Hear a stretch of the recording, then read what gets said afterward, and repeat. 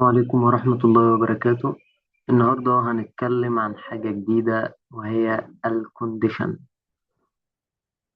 هناخد الكونديشن بس أول حاجة أنا هبدأ بالسكشن. طبعا أنا مش هشتغل محاضرة، عشان نفس المحاضرة هو نفسه السكشن بالظبط بكل اللي فيه.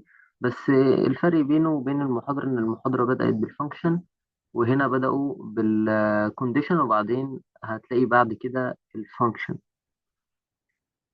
ايه هو الكونديشن ده؟ اولا كده، الكونديشن دي حاجة مهمة جدا في بايثون. هي اللي بتخلي البرنامج بتاعك يفكر وياخد قرارات، بدل ما ينفذ الكود اللي قدامه ده وخلاص، بدل ما ينفذ الأوامر وخلاص. يعني ايه كونديشن بقى؟ الشرط ان انا بختبر حاجة معينة صح ولا غلط. مثلا حاجة طلعت بترو تروح اتجاه، طلعت بفولس هتروح اتجاه تاني خالص. على حسب النتيجة الكود هيمشي في طريق معين. تمام. يبقى الكونديشن بتخذ بيه قرار داخل الكود بناء على قيمة معينة. أول حاجة البيزك اف ستيتمنت، أول حاجة الاف بس لوحدها. بعد كده هنا ده example: find if the age is greater than or equal 18.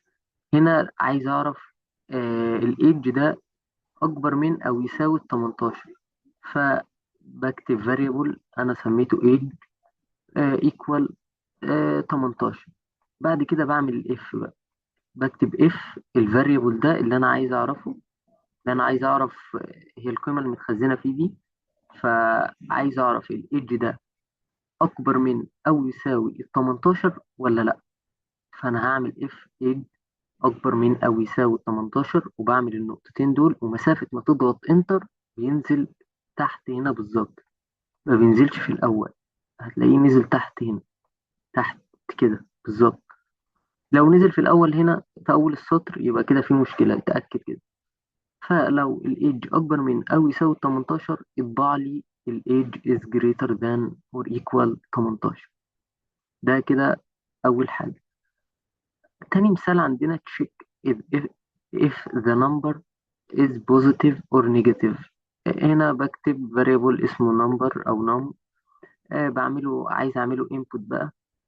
أنا عايز رقم هو اللي يدخله لي اليوزر، فهو رقم، فأنا أعمله int.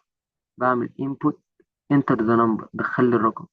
بعد كده بعمل if النم ده المفروض دي تنزل كابيتال، فما تركزش في الحروف، ما تركزش في الكتابة، هنتعامل في العمل يعني. if النم ده أكبر من الصفر اطبع لي بوزيتيف. طب لو أقل من الصفر، هو هنا أنا مش مديله أي حاجة تانية، هناخد ده بعدين دلوقتي. فلو أكبر من الصفر هيطبع لي بوزيتيف. اللي بعد كده find if the number is odd يعني رقم فردي. num كتبت 9 مثلا، أو لو عايز أعمل له input أعمله له، فهنا 9. فالتسعة دي كده كده رقم فردي، فهنعمل عليها الإف num اللي هو ده المفروض برضو تنزل كابيتال. المفروض الإف دي سمول. دي العلامة البيرسنت دي اللي في المية دي اسمها باقي القسمة. باقي الاسم ده مثلا على التلاتة ايكوال زيرو، ما ينفعش تكتب ايكوال واحدة بس، لازم تكتب يساوي الصفر. فلو باقي الاسم بصفر يبقى الرقم ده اود، يعني بيقبل الاسم على تلاتة. فتسعة على تلاتة فيها التلاتة، رقم صحيح اهو، مفيش باقي اسم، يعني باقي الاسم بصفر. على عكس لو عملت مثلا 10 على التلاتة هيطلع برقم يعني فيه كسور، فيبقى باقي الاسم واحد مثلا مش صفر. فباقي الاسم التلاتة، فتسعة على التلاتة فالتلاتة طلعت لي برقم مفهوش كسور، ففعلا هو الرقم ده اود اهو. دي معناها بيقبل الاسم على تلاتة divided by 3. بعد كده search for element if in the list. مثلا عندنا list، دي احنا درسنا الليست واكيد عارفين انها بتتكتب ازاي. فعندنا لستة اسمها fruits، عايز اعرف فيها ان البنانة دي اف بنانة، بعملها كده، بعملها بين دبل كوتيشن. هي دي مش دبل كوتيشن بس، بتعملها بين دبل كوتيشن. بتعملها بين دبل كوتيشن. فلو بنانا دي في الفروتس ان، في الليسته بتاعت الفروتس، تعمل النقطتين اطبع لي exist، انها موجوده. طب لو مش موجوده دي برضو هناخدها بعدين، دي احنا بس بنتعامل مع if بس. بعد كده search in string. مثلا عندنا مسج اسمها مكتوب فيها welcome to Python، فانا عايز يلف بايثون دي، عايز if لو بايثون دي برضو محطوطة بين دبل كوتيشن، لو كلمة بايثون دي موجودة in مسج، في الفاريبل اللي اسمه مسج، اطبع لي بايثون exist، كلمة بايثون دي موجودة، فأكيد هي موجودة اهي، فهيطبع لي بايثون exist. نيجي اللي بعد كده if و else. كده اتنين اهو، if و else، لو ما طلعتش كده هتبقى كده. يعني لو مش true، لو ترو يطبع لي كذا، لو فولس بقى يطبع لي دي مثلا، هي كده. فهنا بيقول لي check if the string is empty or not. مثلا عندنا تكست حطيت دبل كوتيشن، هما دول مش دبل كوتيشن، بس لو حطيت دبل كوتيشن فاضيين مفيش كلام في النص، فقلت له if الفاريبل اللي اسمه تكست والنقطتين، فقلت له if تكست مفيش اي حاجه، if تكست print مفيش اي حاجه، print the string is not empty، يعني مش فارغ. طب لو غير كده، لو غير كده، ما هو الشرط ده لو ما اتحققش هينزل على اللي تحته. else else print the string is empty. لو غير كده فهيبقى هو فعلا فارغ. هنشوف ده في العملي اكتر يعني. تعال check if the number is even or odd، عدد زوجي ولا فردي. هنا num وint زي ما قلنا برضو في اللي فاتت بتاعت odd. تمام. وهنا بقى باقي الاسم equal 0.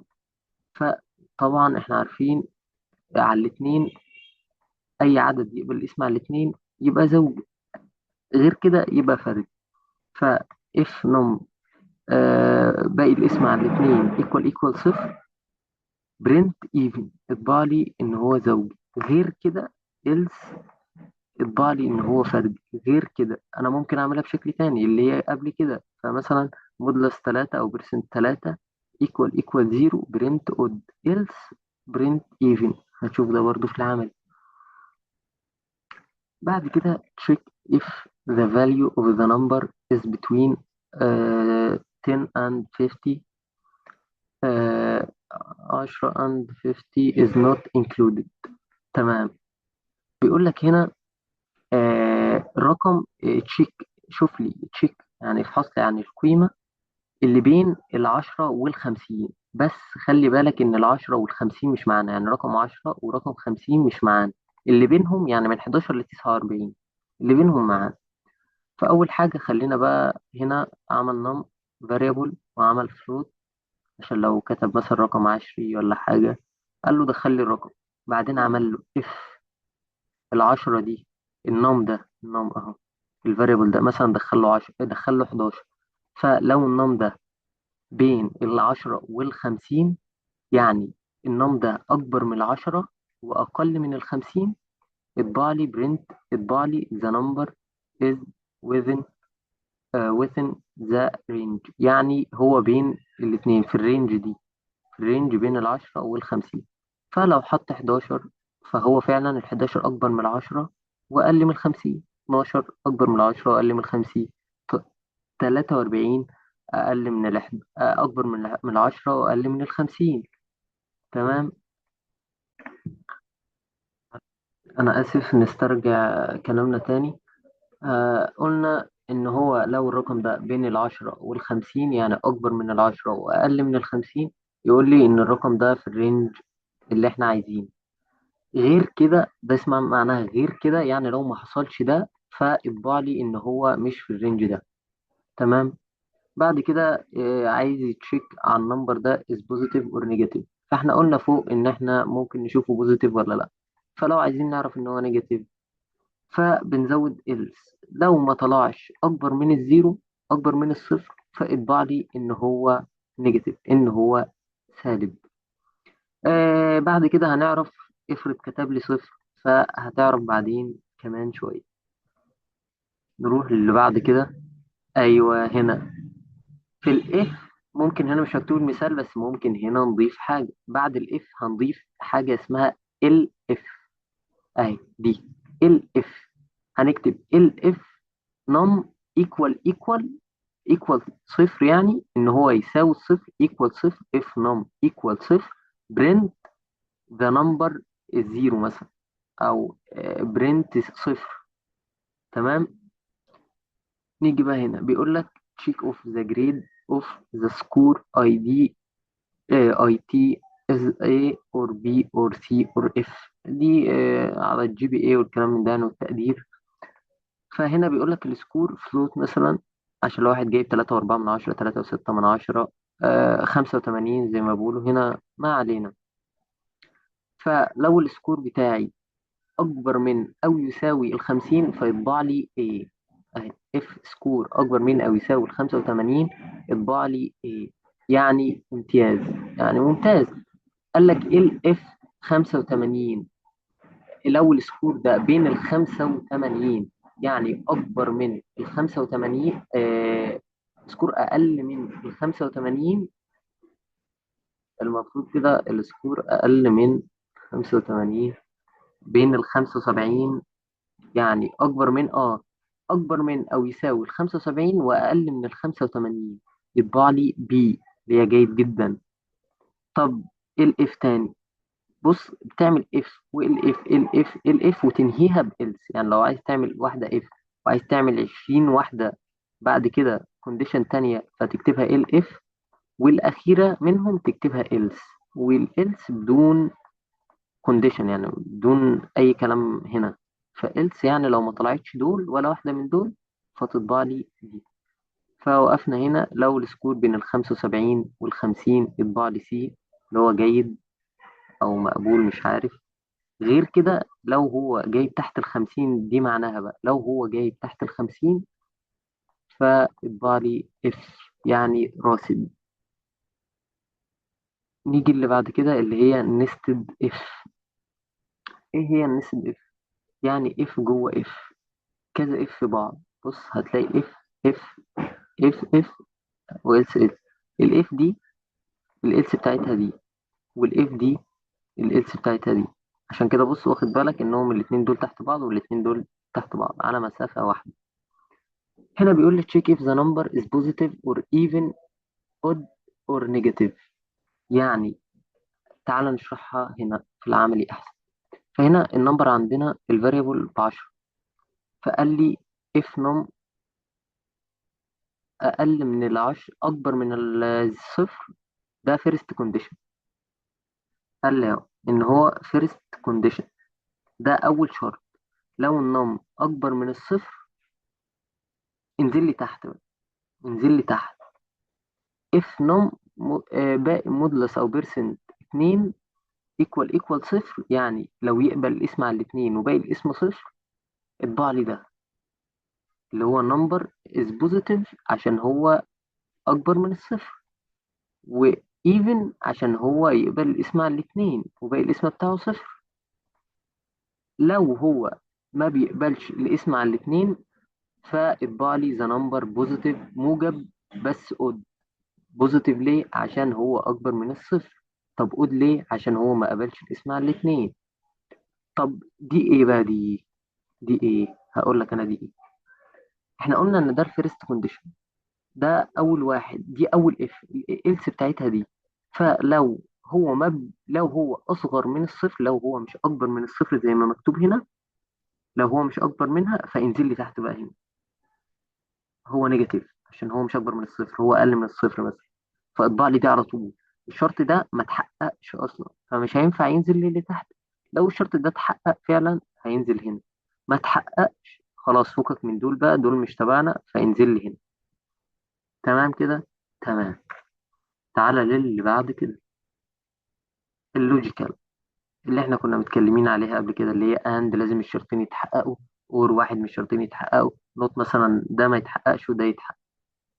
عندنا اول حاجه الاكس ب5 مثلا، حطيت لي هنا الاكس الفاريبل ب5.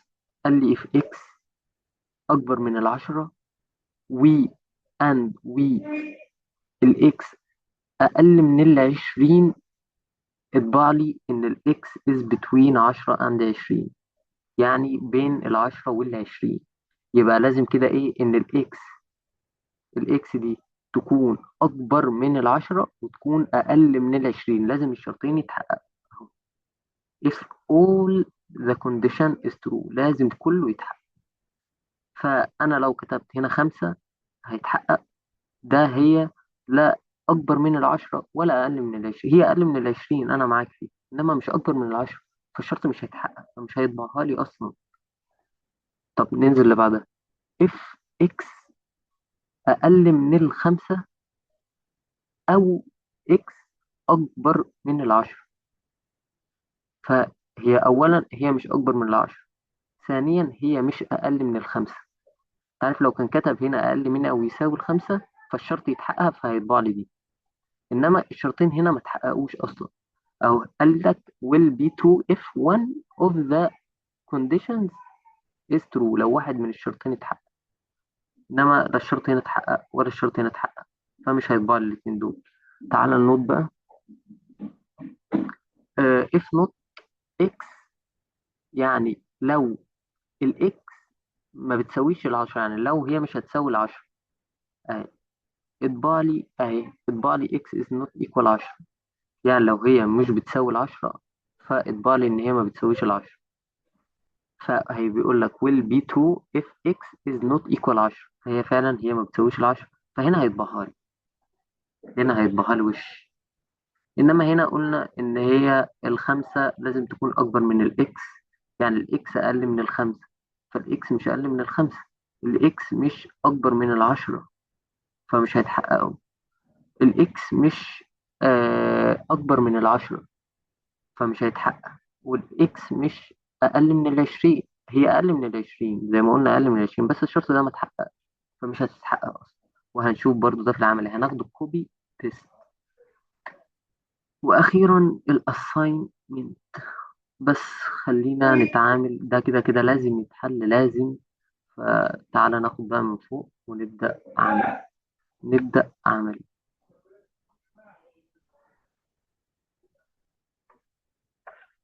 أول حاجة قلنا عشان نبني كونديشن بنكتب إيه؟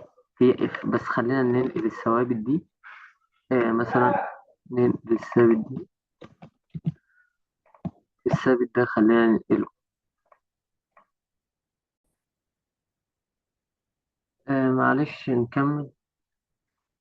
أول حاجة قلنا هنا أخدنا الإيدج ب 18، فعشان نعمل كونديشن فكنا بنكتب.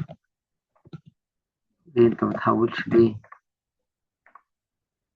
بعد كده كنا بنكتب اف وبعدين الفاريبل اللي أنا عامله وبعدين الكونديشن اللي أنا عايزه. طب تعالى نكتبها سوا. عشان الاف بص شكله، شوف أنا كنت مكتوب إزاي ومفيش أي حاجة، عشان الاف دي غلط وبرضو الكلام ده غلط. الاف دي مكتوبة غلط والكلام ده مكتوب غلط. فهنرجع دلوقتي ونشوف. نراجع كده اهو. نكتب بقى اف. بص لونها اتغير ازاي، لازم كده الاي سمول. اف الايد لازم تتكتب زي ما هي مكتوبة فوق بالظبط، ما ينفعش تكتب اسمه اف 8. عايزين مثلا ان هي اكبر من مثلا اكبر من اهي ال 18. لو الايدج دي اكبر من ال 18 هيحصل ايه؟ نقول له لازم تفتح نقطتين الكولون دي، لازم تفتح الكولون. بص نزلني فين؟ نزلني في النص. طب لو انا ما فتحتهاش هينزلني فين؟ نزلني في الاول. فتاكد ان كده في حاجه غلط. فانا فتحت الكولون اهي، نزلني تحتها كده. اكتب اللي انا عايزه. لو الايدج دي فعلا اكبر من ال 18 اطبع لي print. اقول له مثلا وتفتح لازم الدبل كوتيشن عشان يطبع لك الكلام. مثلا تقول له ان age is greater. آه مثلا age is greater than 18 مثلا. 18. لو انا عملت كده برنت هيطبع لي ايه؟ مش هيطبع لي حاجه. اقول لك انا ليه؟ عشان هي فعلا مش اكبر من 18، ده بتساوي 18. بص، ما طبعليش حاجه ولا ظهر لي اي حاجه. طب لو انا كتبت او يساوي، او يساوي كده، لا كده هيطبعها لي. بص، طبعها لي. لو انا غيرت دي خليتها 17، مش هيطبع لي حاجه. طب لو خليتها 100 هيطبع لي. دي كده اول حاجه، دي الاف بس. نروح للي بعد كده. النم.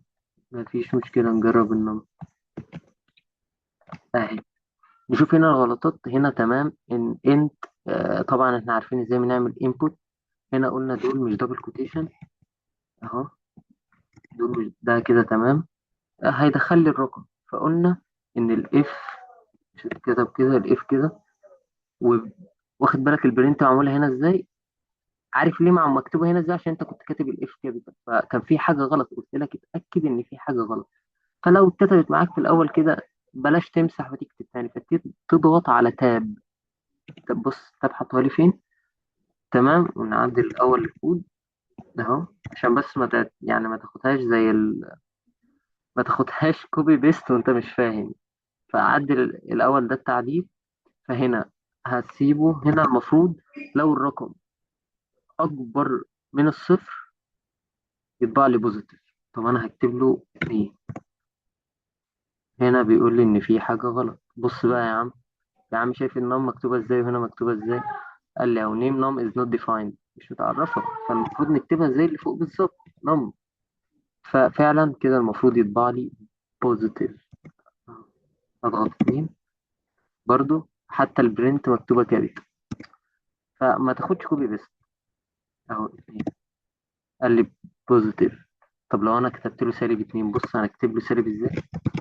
اكتب له سالب اهو، سالب اتنين. بص هيديني ايه؟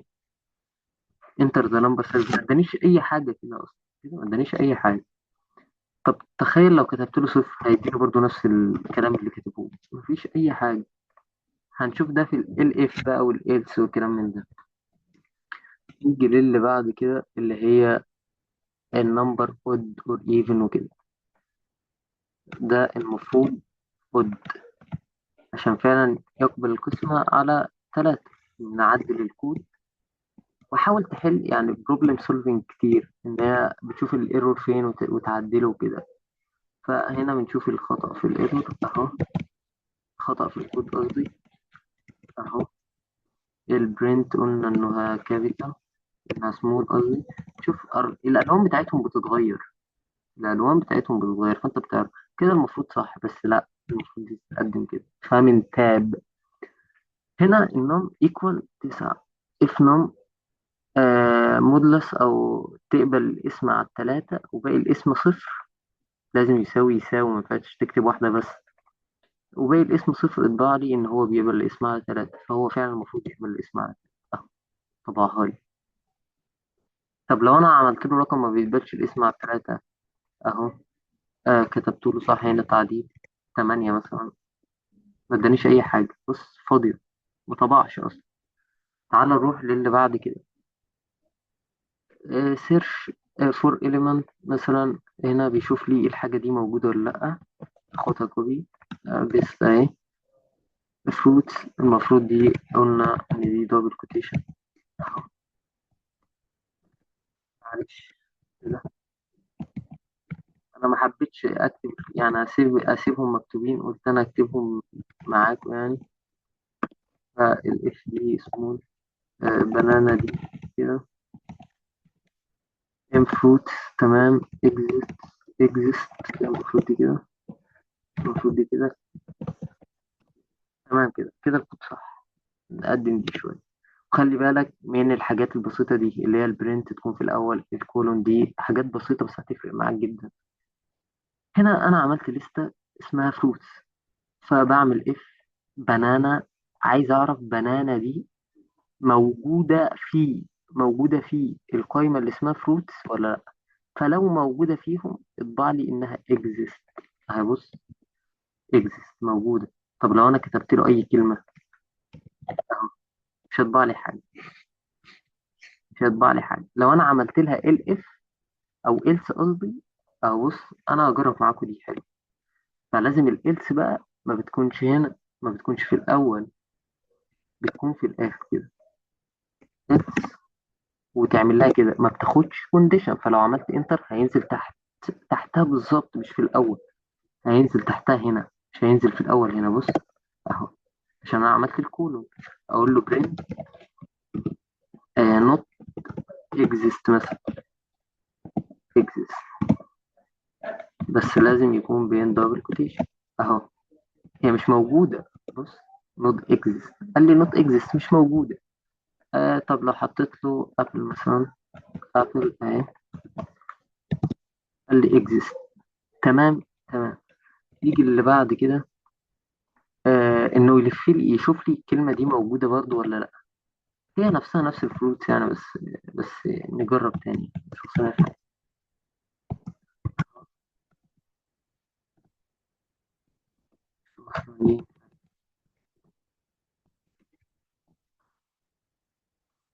كده تمام. فل كده.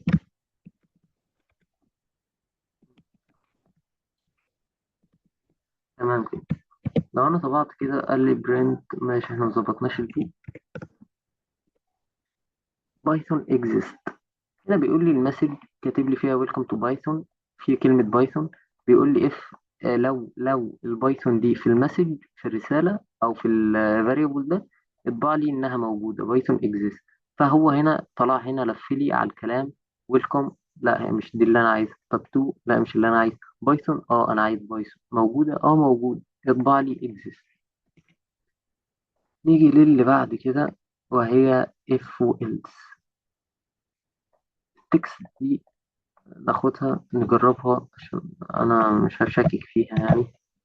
ده كده كده عايزة تتظبط، فنظبطها سوا. تكست، تمام مظبوط.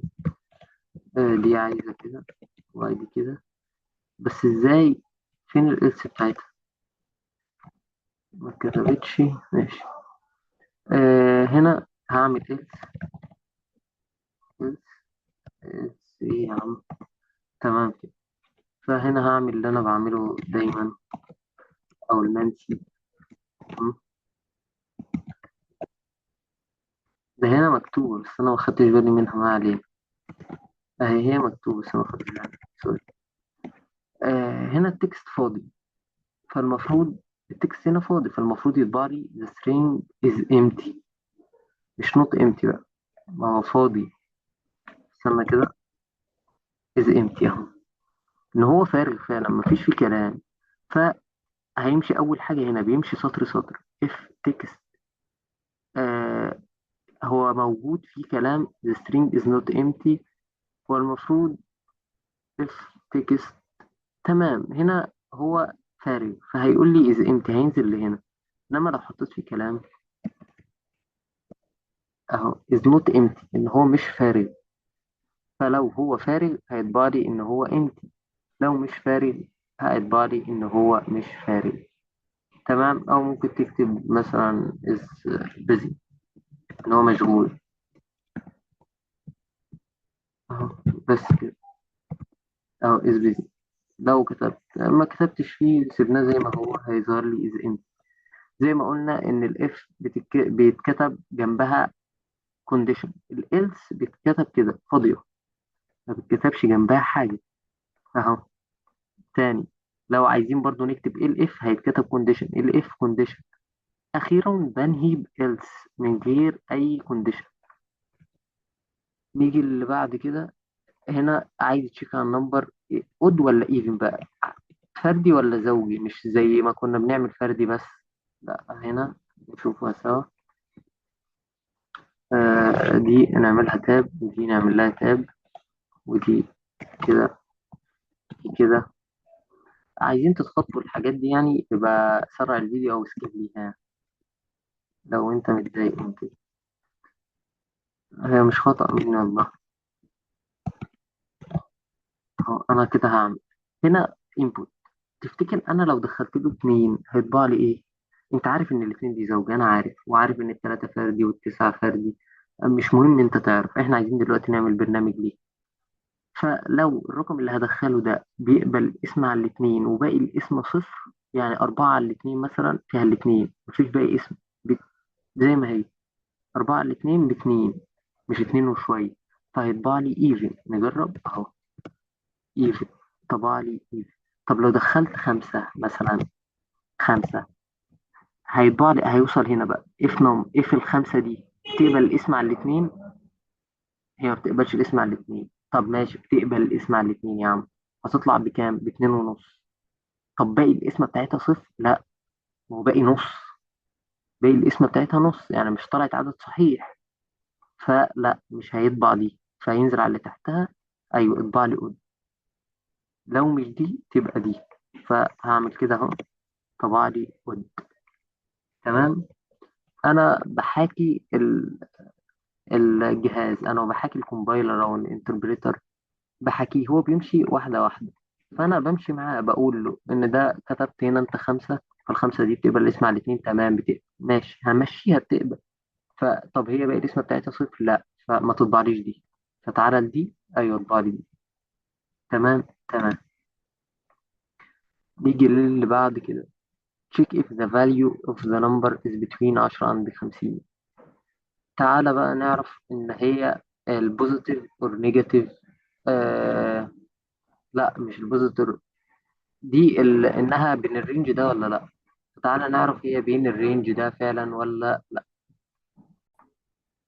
دلوقتي هنظبط الكلام ده. تاب إلس، ننزل ننزلها كده. تاب، نظبط الحاجات دي. يا ربي، معلش. اه كده اهو.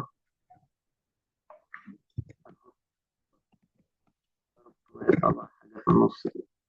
دلوقتي هو بدخل الأرقام. هنا قلنا إنهم عملها فلوت وإنبوت، تمام زي ما احنا عايزين. اف، قلنا إنهم ده حطيناها في النص. لو هي بين ال10 وال50، أقول لك بقى تكتبها إزاي دي.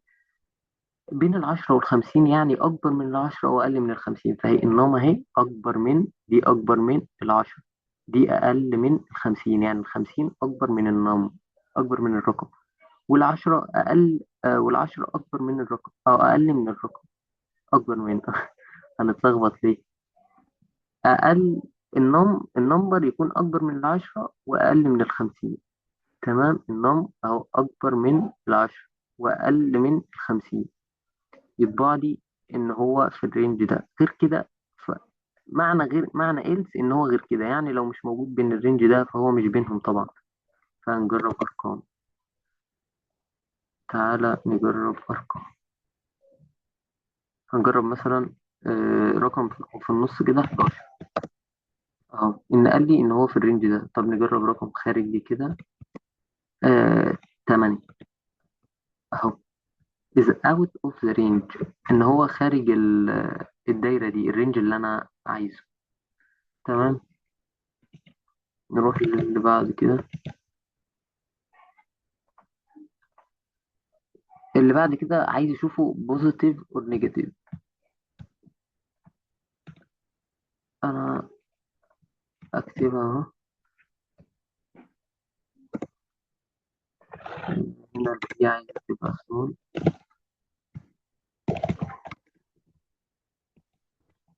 يا رب يكونوا بس عدلوا لكم الحاجات دي، ان شاء الله يكونوا عدلوها يعني.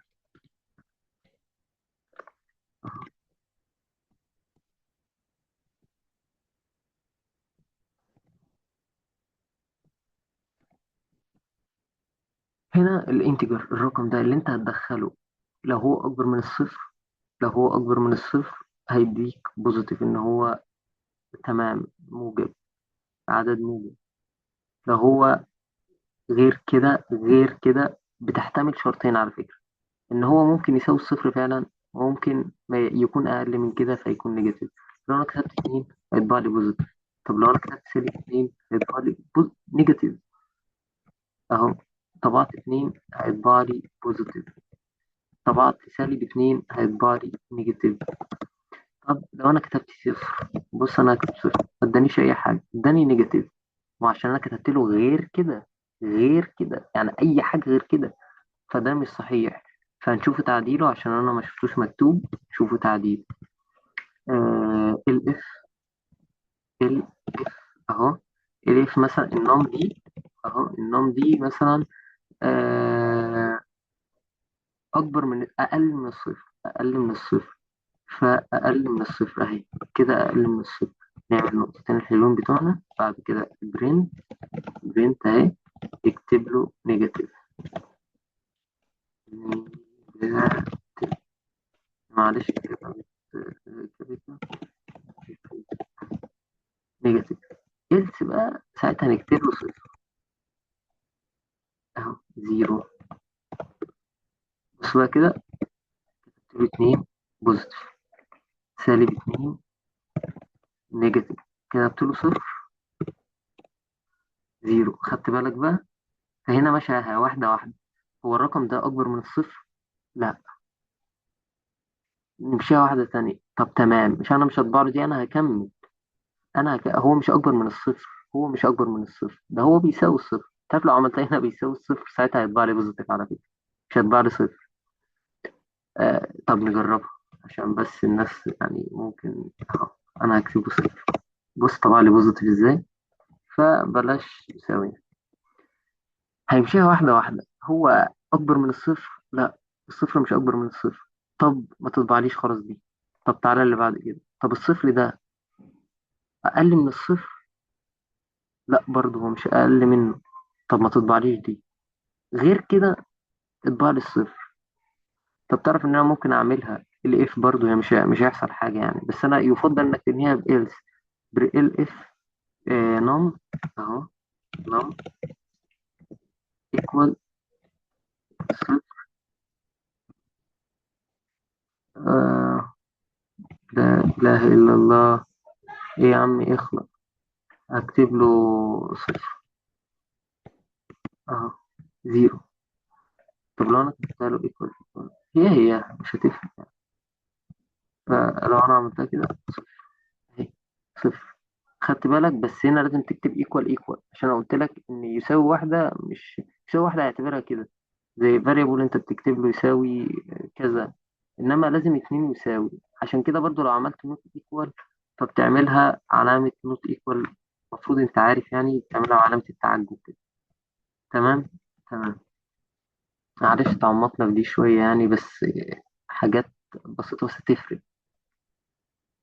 دي بقى وأهم واحدة دي، كويسة جدا لو فهمتها يعني هي كويسة. واللي بعدها النستد.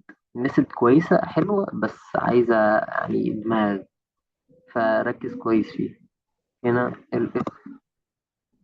معلش بقى، قاعدين نظبط الإفكار. حاول تظبطها لوحدك يعني، لو لقيتها مش متظبطة وهم لسه مظبطوهاش حاول تظبطها لوحدك. أهو كده. ده موال. معلش.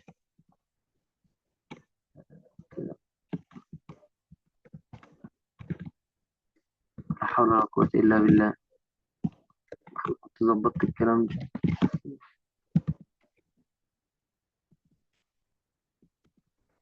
هو لو في ايرور انت المفروض بتقرا اللي تحت يعرفك الايرور. هنا احنا شرحنا دي، المفروض شرحناها. لو هي اكبر منها يساوي ال 85، بس خلي بالك ان في يساوي يعني، لو كتبت له 85 هيطبع لي دي اهو.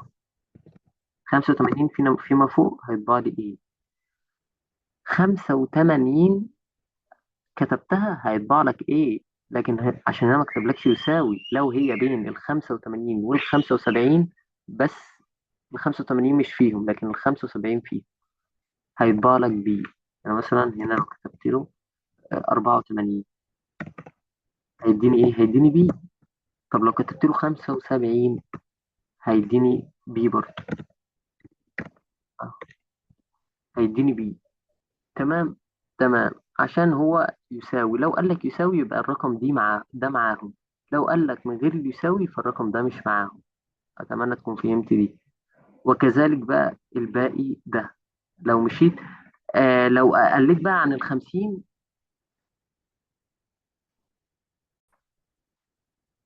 لو قلت بقى عن ال50 ساعتها هيديك ايه؟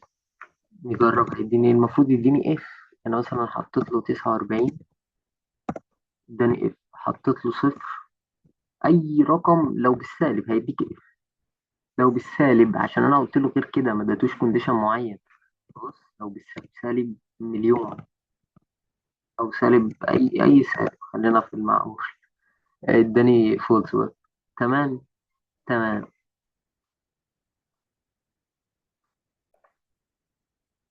تعالى بعد كده للنستد اف، ناخدها كلها كده اهي. نستد اف. تعالى نعمل، فكك من الكلام ده. first condition وال second condition. نظبط الحاجات دي واحدة واحدة ونقدم دي. يلا،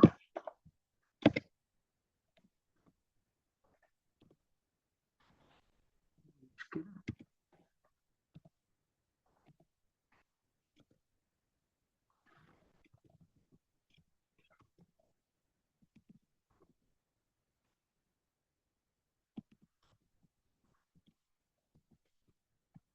أعملها تمام كده. هنا بيقول لي if، بص بقى الايرور ده عشان معانا سوا كده. بيقول لك if num في أكبر من الزيرو. فين هي النم أكبر من الزيرو؟ في حاجة غلط، هنا دي. ما هي دي النسد اف. دي النسد اف، يبقى كده في غلطة. يبقى كده المفروض ده، مش قلنا النقطتين اللي بعدها بينزل في النص هنا، فنعمل له تاب هنا. فالاف دي بتاعتها الالس دي، فالمفروض تكون تحتها. والاف دي بتاعتها الالس دي، فالمفروض تكون تحتها. والبرنت دي المفروض بتاعت دي، فالمفروض دي تعمل لها تاب. والالس دي بتاعت البرنت دي، فالمفروض برضو تعمل لها تاب. كده المفروض احنا ظبطناها. فبص لو عملت كده، هو هنا عشان مش عامل انبوت فهنا اداني الرقم. هنا انت عارف، انا عارف، انا عارف وانت عارف ان الرقم ده زوجي والرقم ده موجب. فتعالى كأننا مش عارفين الرقم ده ايه. اول حاجة هينزل هيبص في اول سطر. هيمشي كود، يعني سطر الكود هيمشي سطر سطر. النم ب10. تمام كده عندنا النمبر ب10.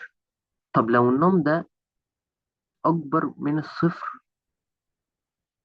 اه ماشي معاك كده، الرقم ده اكبر من الصفر. تعالى بقى ننزل على اللي تحت كده، الشرط ده اتحقق. ننزل بقى على اللي بعده.